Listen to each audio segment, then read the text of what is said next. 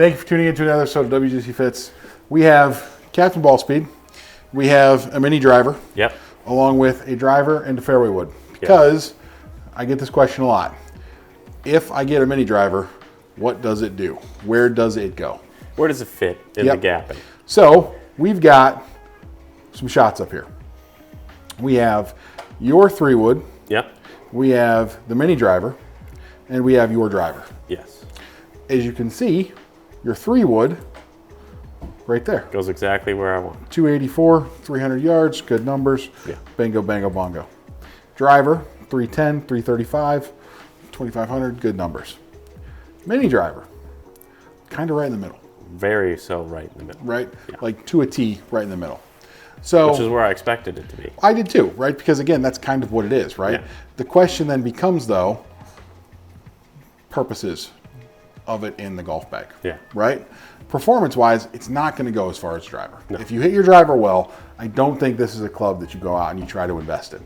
If you hit your 3-wood well, I don't necessarily think this is a club you go out and invest in. No. But if you struggle in either one of those categories, I think this is the club you go out and invest in. Yes. Right?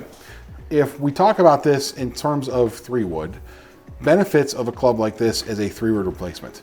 It's bigger, potentially more ball speed, right? Better MOI. Much better MOI. In terms of potential launch, you can kind of hit down on it and kind of get it up in the air because of the shape of the club head, right? Definitely can be something that we've shown many times at this point can be functional off the deck. Yes. Right?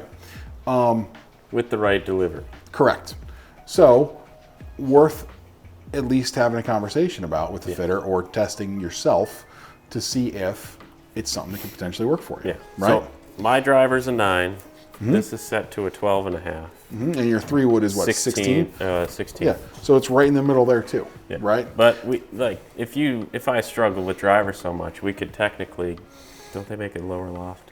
I do think there's lower lofted windows, but then also from a settings perspective, I can also take a degree of loft away as well. Yeah. You know, so But you could get like the lower the loft. into more driver kind of territory. It would get more into the driver kind of territory, you know what I'm saying? But you could also make this higher loft and get and into then the you get 3-wood more of the territory. 3-wood territory. Yeah, it's right in the middle. Right? It's a super versatile club. Yeah. And I guess the best way to put it is maybe a little bit easier or more comforting compared to a driver. Yeah. Maybe potentially a little longer than a 3-wood. And that's kind of the guy who's looking for this club, if you will. Yeah. Someone who maybe needs a little bit more in any of those directions. Correct. You know? Now, you hit it. You played with it a little bit. What do you think? I do like the feel of this thing, actually. Do you think it could kind of meet what we're talking about? Very much so. There we go. Right? I mean, Should we it's almost test it just in the that simple. +2 setting? I'm curious, actually. Let's do that. Let's go +2. Okay. And we'll take this away because let's put it in. We'll call this fairway wood mode. Yeah. So this is technically 3-wood loft. Fairway wood mode achieved. Okay, so this is now looks like a wedge. It's a little stronger. It's a joke. Little It's a stronger complete than a joke. wedge. Yeah. But I will say I understand what you mean because it is bigger. Right off the deck. Let's go off the deck here. Oh, okay. Well, let's hit one off the tee. I'm just curious. Okay. It is a bigger club, so when you have more loft on there, you're definitely going to notice the face. It's tough to not notice the face. It's a face. All right, we'll hit one.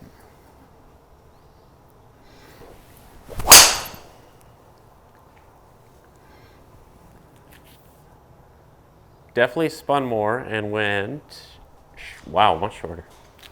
Well, the wind's in our face today. So. That was a high and spinny one. It's kind of what I would expect because if you hit a high and spinny 3-wood, that's kind of what it would do. And I left it open, so it spun a little more. We'll hit one more for funsies. There we go. Like I'd take that out of my 4-wood. All day. Did That's I really go- good, really good numbers, I bet. Yeah. Yeah, that's awesome. Let's go off the deck. I'm curious to see what this kind of setup does off the deck for you. Okay. So far, I'm nervous. the golf beard is approving.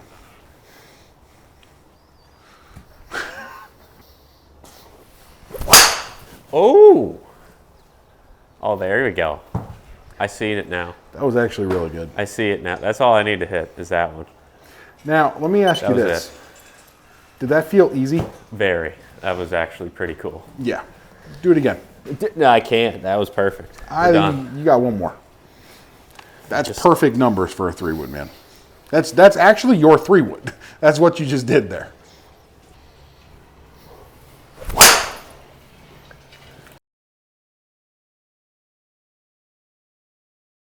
I get it. I get it. That's what I was saying. This could be very versatile, and this is actually one of the things that I quite like about this club is I don't feel like they're difficult to hit off the deck. No. You know, I really don't. And then here's the thing that's funny. Can you imagine this club if it was in like the first cut, kind of teed up a little bit? That'd be baller. It would be just absolute Missile. monsters going Missile. in. Like there isn't a par 5 on the planet that's not reachable. Yeah. There really isn't, right? Like Firestone. I don't think so, dude. You just hit that 310 off the deck.